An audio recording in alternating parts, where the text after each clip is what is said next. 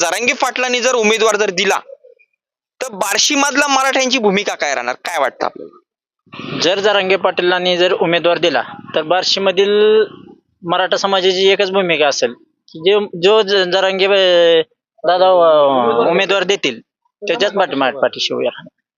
हा म्हणजे यांनी कितीक डाव आखले, मराठ्यांमध्ये कितीक भांडणं लावले, कितीक जरांगे पाटलाची बदनामी केली, तरी नाही तर किती फरक पडेल मराठ्यांमध्ये? जी 1% सुद्धा फरक पडणार नाही.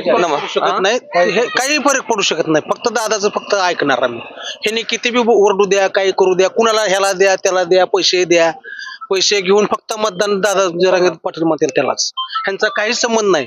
ही किती अशी येते जातात, ही फक्त ह्यांच्या घरची फक्त स्वतःची घर भरण्यासाठी ही व्यवहार म्हणजे ही ओरडत येते.